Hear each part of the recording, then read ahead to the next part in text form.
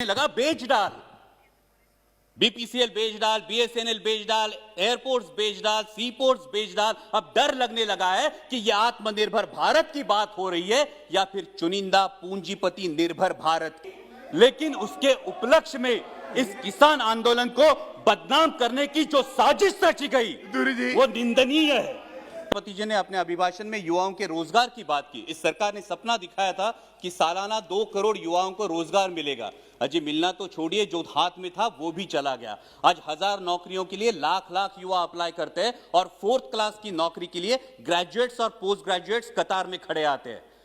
धन्यवाद अध्यक्ष महोदय, आपने मुझे बोलने का अवसर दिया। माननीय राष्ट्रपति जी ने अपने अभिभाषण में सरकार की कई सारी उपलब्धियों का उल्लेख किया और मैं उन उपलब्धियों के लिए सरकार का अभिनंदन करना चाहूँगा जिनका लाभ अंतिम पंक्ति में खड़े अंतिम व्यक्ति तक पहुँचा हो। राष्ट्रपति जी ने अपने अभिभाषण में नए संसद भवन के निर्माण की बात की, गर्व की बात है। लेकिन सवाल ये उठता है अध्यक्ष महोदय कि जिस देश की सार्वजनिक स्वास्थ्य व्यवस्था कोरोना की महामारी में बुरी तरह से एक्सपोज हुई हो, उस देश की प्राथमिकता क्या होनी चाहिए? नया संसद भवन या हर जिले में हर संसदीय चुनाव क्षेत्र में एक सुसज्ज अत्याधुनिक सार्वजनिक अस्पताल? देश की प्राथमिकता को नजर रखते हुए सिर्फ 22 एम्स से कुछ नहीं होगा।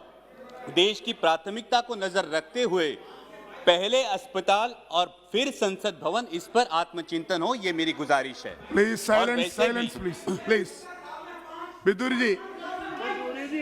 और वैसे भी इस संसद भवन की मांग किसी ने नहीं की है, लेकिन हर सांसद मेरे इस बात से सहमत होगा कि हर संसदीय चुनाव क्षेत्र में एमपी लैड फंड के तहत होने वाले विकास कामों की मांग जरूर हो रही है। इसलिए मेरी दरख्वास्त है कि इस एमपी लैड फंड को अविलंब पूर्ववत किया जाए। इसमें अभिभाषण में केंद्र और राज्य के सरकारों के बीच कोऑर्डिनेशन की भी बात की गई। माननीय minister of finance state Anurag ji यहां उपस्थित है। मैं आपका ध्यान आकर्षित करना चाहूंगा कि महाराष्ट्र की सरकार को जीएसटी की 25,000 करोड़ की राशि प्रदान होना बाकी है, उस पर अविलंब विचार किया जाए। राष्ट्रपति जी ने अपने अभिभाषण में युवाओं के रोजगार की बात की। इस सरकार ने सपना दिखाया था कि सालाना 2 करोड़ युवाओं को रोजगार मिलेगा। अजी मिलना तो छोड़िए, जो हाथ में था वो भी चला गया। आज 1000 नौकरियों के लिए लाख युवा अप्लाई करते हैं और 4th क्लास की नौकरी के लिए ग्रेजुएट्स और पोस्ट ग्रेजुएट्स कतार में खड़े आते हैं। पहले नीम और अब नेशनल अप्रेंटिस जैसे प्रोग्राम, ये जो नीतियां हैं, ये देश के युवा वर्ग के लिए शोषण व्यवस्था साबित हो रहे हैं। क्योंकि पहले नौकरी लग जाती है, फिर माँ बाप शादी कर देते हैं और 2 साल में कंपनी ब्रेक दे देती है ताकि उसको परमानेंट ना करना पड़े और युवा के भविष्य में अंधेरा छा जाता है। इसलिए इन युवाओं के आक्रोश को समझे और इन नीतियों पर पुनर्विचार हो। इस अभिभाषण में और एक बहुत अच्छी बात की गई, वो है आत्मनिर्भर भारत की। जब हम सब ने सुना था कि देश को बिकने नहीं देंगे तो हर किसी को गर्व महसूस हुआ था, लेकिन शायद उसके बाद OLX का विज्ञापन कुछ ज्यादा प्रभावशाली साबित हुआ और वो नीतियों में भी दिखने लगा बेच डाल, बीपीसीएल बेच डाल, बीएसएनएल बेच डाल, एयरपोर्ट्स बेच डाल, सीपोर्ट्स बेच डाल। अब डर लगने लगा है कि यह आत्मनिर्भर भारत की बात हो रही है या फिर चुनिंदा पूंजीपति निर्भर भारत की। मैं सचेत करना चाहूंगा कि इस प्रकार से मुक्त अर्थव्यवस्था के आड़े में अगर हम क्रूनी कैपिटलिज्म को बढ़ावा देकर देश के संसाधन चुनिंदा पूंजीपतियों के हाथ में सौंप दे तो देश की आने वाली पीढ़ियां हमें कभी माफ नहीं करेंगी। इसमें राष्ट्रपति जी के अभिभाषण में किसानों के योजनाओं की बात की गई, लेकिन आज जो हमारे अन्नदाता, हमारे किसान भाई दिल्ली की सरहदों पर आंदोलन कर रहे हैं, जिसमें 200 से भारतीय, मैं भारतीय कहूंगा, 200 से भारतीय शहीद हुए, उनके प्रति कोई संवेदना इस अभिभाषण में नहीं दिखाई दी। यह आश्चर्यजनक है। गणतंत्र दिवस पर जो घटना घटी उसकी आलोचना अभिभाषण में हुई। हिंसा का कोई समर्थन नहीं हो सकता, ना ही होना चाहिए, लेकिन उसके उपलक्ष्य में,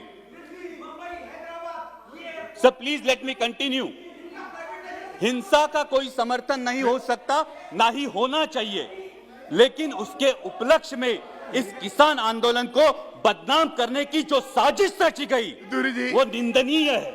पहले बताया गया कि सिर्फ पंजाब के किसान हैं, फिर बताया गया कि ये तो आड़तीय है, फिर बताया गया कि ये खालिस्तानी है। Please sit down. Vidur ji honourable member Bidur ji बैठे बैठे बिदुरी जी गलत गल है Bidur ji please take your seat Bidur ji honourable member please take your seat sir please bring house in order. Why you are angry sir अगर you sit down there sir अगर ऐसे बोलेंगे कल इनके नेता भी बोलेंगे तब हम बीच में चलाएंगे फिर अच्छा होगा सर। नो व्हाई ये जानबूझ के है whenever you Vidur ji whenever you will speak at that time you can tell everything why you are stand up every time thank you Please, sir. please sir गणतंत्र दिवस में जो घटना घटी उसकी आलोचना अभिभाषण में हुई। हिंसा का कोई समर्थन नहीं हो सकता, ना ही करना चाहिए, लेकिन उसके उपलक्ष्य में इस किसान आंदोलन को बदनाम करने की जिस तरह से साजिश रची गई वो निंदनीय है। पहले बताया गया ये तो सिर्फ पंजाब के किसान है, फिर बोला गया कि ये तो आड़ती है, फिर बोला गया ये खालिस्तानी है, और फिर तथाकथित आईटी सेल ने और मीडिया के कुछ नुमाइंदों ने उन्हें देशद्रोही करार दे दिया। मैं पूछना चाहूंगा कि सर जो बाप अपने 18 साल के नौजवान बेटे को बोलता है उठ तुझे फौज में भर्ती होना है, तूने बेल्ट की नौकरी करनी है, जो मां अपने बेटे को बॉर्डर भेजते हुए बोलती है कि अगर दुश्मन ने देश पे गोली चलाई तो तूने अपना सीना आगे कर देना है, तो वो देशद्रोही कैसे दिए जाते हैं?